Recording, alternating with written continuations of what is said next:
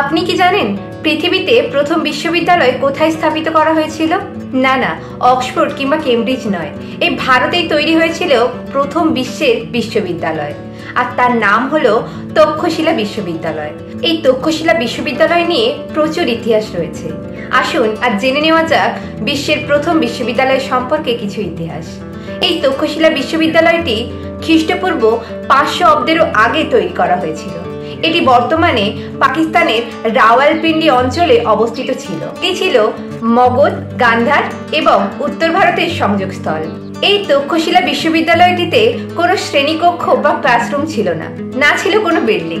শিক্ষকরা নিজেদের গৃহেতেই ছাত্রদের পড়াশোনা করাতো।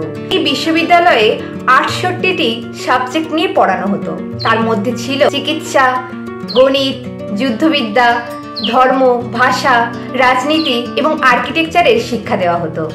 এই বিশ্ববিদ্যালয়ের থেকেই শিক্ষালাভ করেছিলেন চাণক্য ওরফে কৌটিল্য। তিনি অর্থশাস্ত্র বইটি রচনা করেছেন, যাকে আমরা প্রায় সবাই চিনি। বিখ্যাত চিকিৎসাবিদ চরক এবং আয়ুর্বেদ শাস্ত্রজ্ঞানী আত্রেয় বিশ্ববিদ্যালয়ের টিচার ছিলেন। তাহলে বুঝতে পারছেন তো কতটা বিখ্যাত ছিল আমাদের এই তক্ষশিলা। শিক্ষার দিক থেকে ভারত ছিল একেবারে পরিপূর্ণ। ভারতকে বিদেশে যাওয়ার প্রয়োজন হতো না। কিন্তু কিভাবে ধ্বংস হলো এই তক্ষশিলা? মধ্য এশিয়া থেকে হুনেরা এসে এই তক্ষশিলার উপরে হামলা চালায়। তাদের প্রধান উদ্দেশ্য ছিল ধনসম্পদ লুট করার। এই তক্ষশিলা বিশ্ববিদ্যালয়ে শুধুমাত্র যে শিক্ষা লাভ করা হতো এটা নয়, এতে ছিল ভারতের প্রাচীন সংস্কৃতি, অনেক সম্পদ। তাই এটাকে লুট করার জন্য তারা এটার উপরে হামলা চালালো এবং তক্ষশিলা ধীরে ধীরে নষ্ট হয়ে গেল। আর সব থেকে বড় কারণ হলো এই তক্ষশিলা বিশ্ববিদ্যালয়টি ছিল বৌদ্ধদের দ্বারা বানানো।